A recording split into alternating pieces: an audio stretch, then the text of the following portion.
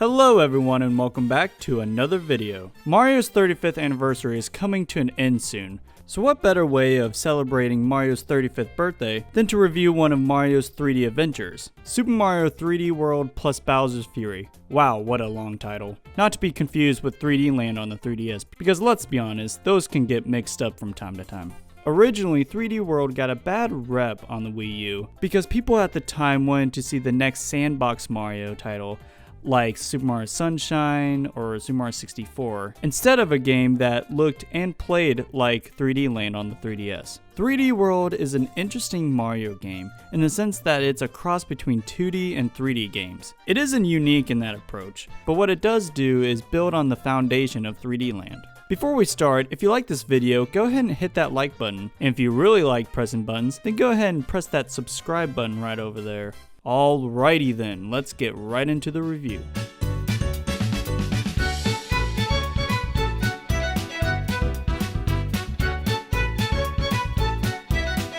First, let's go over the main game, where the meat is. 3D World is a fusion between 2D and 3D Mario style gameplay.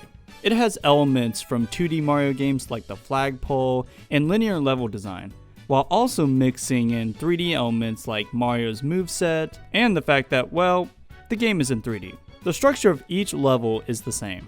Get to the flagpole. And also do it before time runs out, which, I'm gonna be honest with you, it kinda annoys me a little because while the time isn't much of a problem in single player, it can be a problem with 2 or more people. Sometimes people want to take their time in levels and just goof around. So I wish they would at least make the time a little longer, especially with more people. But I digress. Each level is well crafted and can be challenging, especially when it comes to the endgame levels. These levels are very difficult, but I really like the challenge. There are 12 worlds in the game, which sounds like a lot, but some toward the end take a lot of elements from previous levels. Some levels have reoccurring ideas tossed in for more quantity. There is a meaty game here for your money, but in terms of quality, yeah, it's pretty good. There are some imaginative levels here, but there are also some standard Mario levels that we expect, which is fine because what's here is really good. It's just not super amazing. In terms of actual gameplay, it's a really fun time, especially with other people. When there is more people, the more chaotic things get, and man, did I die a lot in this game because of it. The camera doesn't help much either, because it doesn't zoom out enough to encapsulate the players when they go off screen. When a player goes too far off the screen, they either die or turn into a bubble. This is more problematic than it was in the latest Sackboy game.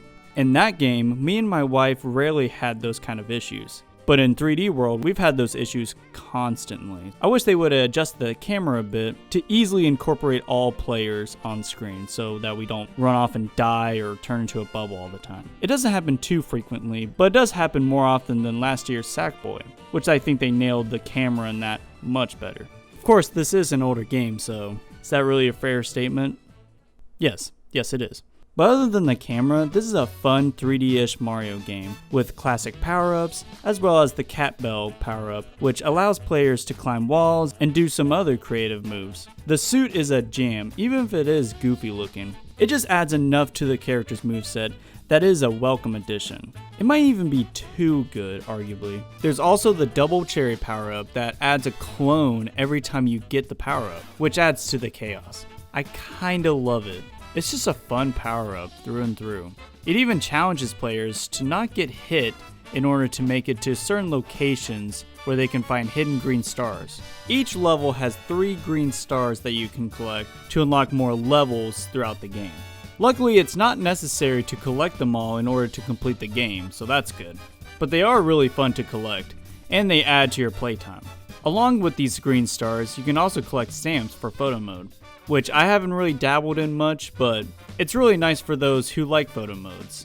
The game is smooth and dock and undocked. The game's overall speed is also improved from that of the original Wii U release, allowing players to go faster. Overall, the game is just a solid, fun platformer that is even better with friends, or worse, depending on your friends. Bowser's Fury is the new mode that gives Wii U owners more of an incentive to check out 3D World on the Switch.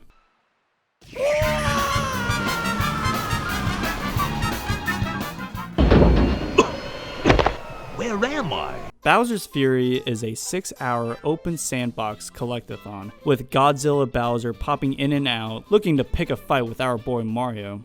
Look!